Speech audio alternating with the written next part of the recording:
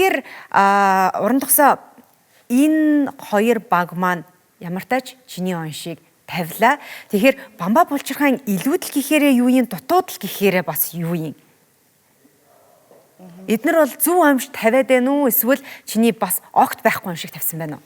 Тэгээ ерөнхийдөө хоёр багийн хувьд ер нь хоёулаа бас энэ айгүй эргэлзээтэй байдаг л өвчлөл юм байлаа л дээ. Тэгээ би бас өөрөө яг мэрэгжлийн эмч биш учраас өөрийнхөө хэмжээнд судлаад ингээд үзэхлээр ер нь бол аль шинж нь хоёулаа л давмгаалдаг. Тэгээд бас яг ингээд тэр ч юм уу энэ ч юм уу гэхэд бас айгүй эргэлзээтэй хэцүү. За хоёулаа үзэгчтэй харуулъя тэхүү.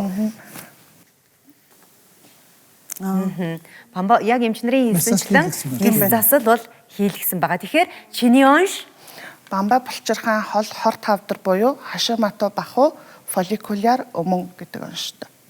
Бамбаа Булчирхайн хор тавдар. Хүзүүний урд хэсэгт орших жижиг эрвээхэ хэлбэртэй Бамбаа Булчирхай бол маш чухал эрхтэн. Энэ булчирхайн дааврууд нь биеийн бараг бүх бодисын солилцоонд оролцдог. Бамбаа Булчирхайн үйл ажиллагаа алдагдахад Бамбаа Булчирхайн хагалгаа, эмийн зөв бус хэрэглээ, арх тамхи, цацраг идэвхт туяа, удамшлын хүчин зүйлүүд нөлөөлдөг.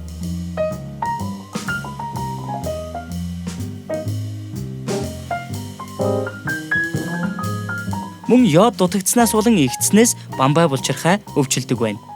Бамбаа Булчирхайн зангилаа нүдэнд харагдахгүй, цээжний хөндий рүү ургасан байж болох бөгөөд цээжин дээр дарах, гүдийх, залгихад зовиртой байх шинж тэмдэг өвчтөнд илэрнэ.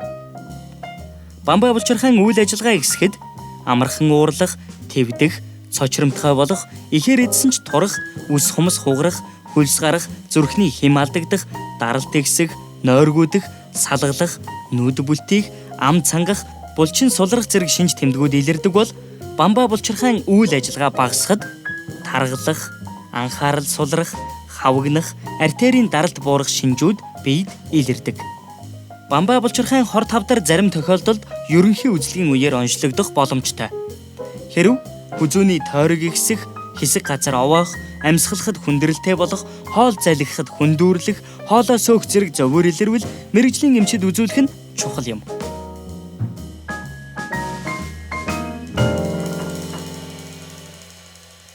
Эхний үедээ бол магадгүй илэрч байгаа илэрлэл нь илүүдлэр илэрчээсэн байж магадгүй. Бид нар мэдэхгүй л дээ 10 онд онш тогтоогдсон гэж байна. Тэр тухайга мартцсан гэж байгаа шүү дээ.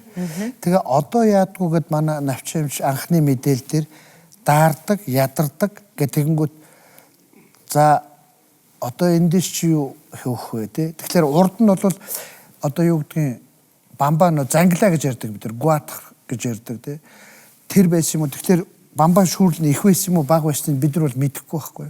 Энэ ярен дээр өнөөдрийн яг нэг өгцөө дээр бол Бамбаа шүүрлийн их багын тухай ердөөс ярьдаг. Харин одоогээ ярихлаар дандаа дутагдлын хоёр дөгчөөр дутагдлын шинжүүд яриад эмээ уучглаар гайгүй болдог гэж хэлсэн гэсэн тийм үү ихнийхтэр.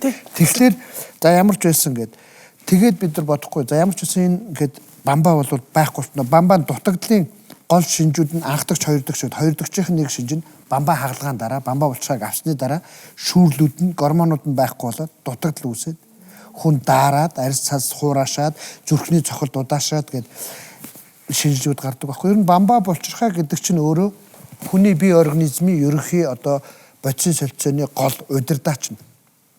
Нэг бол Бамбаа Булчирхай одоо гормонуудын шүүрэл ихсгэлээр гипертироидын буюу Бамбаа ихтэх багасаад ирэхлээр гипотироидын буюу багасах.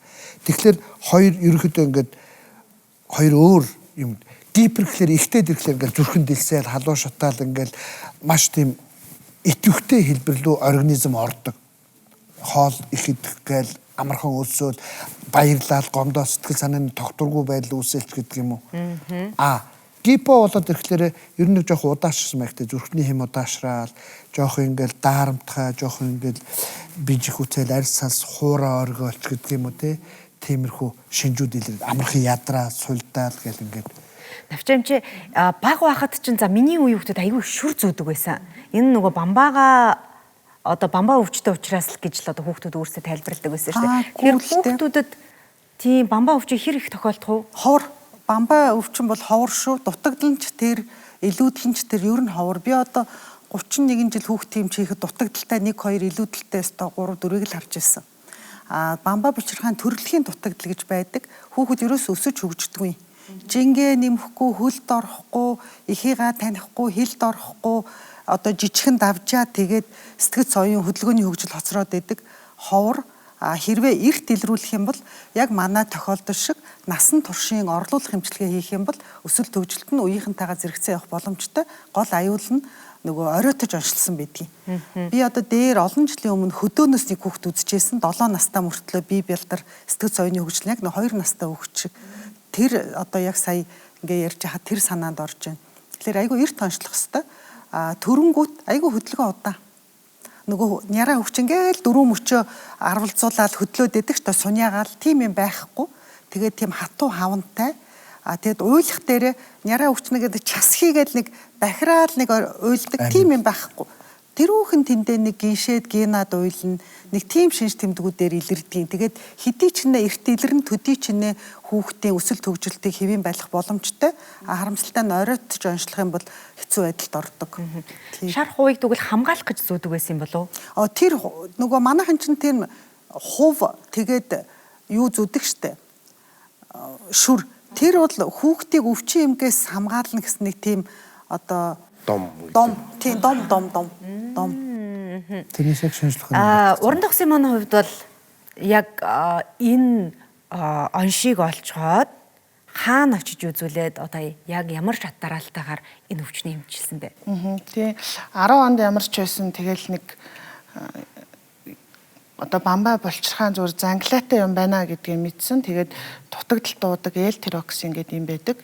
Тэр имээ тухай уугаад явж исэн. Тэгээд 12 онд жирэмслэнгүүт нөгөө дааврын одоо зохицуулт бүр ингээд өөрчлөгдөөд тэгээд эмчийн хяналтанд төрсний дараагаар занглаа улам томорч эхэлсэн л дээ. Тэгээд 15 онд 1-р эмнэлэг дээр мис заслын аргаар зүгээр занглаа гэдгээр мис заслаар ахуулсан. Тэгээд тэр авсан занглаагаа цаашаа лабораторид шинжилт юм байлээ. Тэгээд тэр шинжилгээгээр бол хор тавдар байсан байна гэд одоо хүнд 2 тийм бамбаа булчирхай гэдэг хоёулангийн бүрэн авагдсан гэдэг тийм онш тавигдсан. Тэгээд тэгтээ нөгөө яд 131 буюу изотоп эмчилгээг зайлшгүй хийх шаардлагатай гэдэг. Тэгээд Солонгос улсад яд эмчилгээнд 2 удаа явж орсон. Тэгээд ерөнхийдөө насан туршдаа тэр L-тироксин имийг гаднаас суух даавраа нөхөж авахаар тэгж одоо байнгын имийн хэрэглээтэй байдаг. Йод тэгэхээр сараа эмч эмчилгээнд нь бол йодыг түлхүү одоо хэрэгэлдэг юм болов уу? Тэрээс та баян мөнх хэмжээсэн. Йод 131 бол нөө шууд йод гэдэг утгаар биш энэ цүмийн одоо изотопын эмчилгээ байхгүй юу? Хавдрын үед тэр нөгөө бидний нөгөө ярьдаг йодтой бол өөр юм байна. Хоол хүнсэн давсанд хийдэг йодоос өөр. Далайн байцаа бол биш үү? Яг йод гэдэг чинь өөр юм баггүй юу? Далайн байцаа нөө замган дотор байдаг энэ төр гээд хоол хүнсэнд байдаг сүүлийн үед. Тэгэхээр бамбаа булчирхаан томрох нөгөө бид нар бах гэж ярьдаг бамбаа бах томроод ингээд йодын дутагдлаас үүсдэг тийм хоол тижэл. Тэр бол шал өөр юм. Йод 131 гэдэг нь одоо радиоизотоп цүмийн одоо тийм эмчилгээ байхгүй юу? Тусгай. Тэрнтэй бол хамаарлахгүй биш. Хоёр өөр юм байна. Уран тогсоо яг ямар шинж тэмдгүүд те илрүүл одоо магадгүй үзэгчид үзэж сууж байгаа бах. Одоо шинжилгээ урьдчилан сэргийлэх шинжилгээ өгөх ёстой вэ гэдгийг бас чиний хувьд бол энэ өвчнийг өнөөдөр яланд дийлээд ямар ч тач мис засалд ороод өнөөдөр тодорхой хэмжээнд идэгцэн яваа хүний хувьд яг юуг зөвлөх үү? Бамбаа булчирхай өвчин бол яг нөгөө ингээл гинт өвдөөл хэвтдэг, гинт гар өвдөөл эмнэлэгт очиж боолгочдөг ч юм уу ерөөсө тийм шинж тэмдэг огт илэрдэггүй. Зүгээр өөр дээрээсээ ингээд одоод үзэх юм бол ингээд их ядарна одоо тэр илүүдэл дутагдлаасаа шалтгаалаад шинж тэмдэг нь бас янз бүр. Одоо жишээлбэл зарим хүнийх нь одоо энэ занглаа нэг томордог ийм том одоо мэлхий шиг үзүүтэй болцсон байдаг гэж хүмүүс зардаг.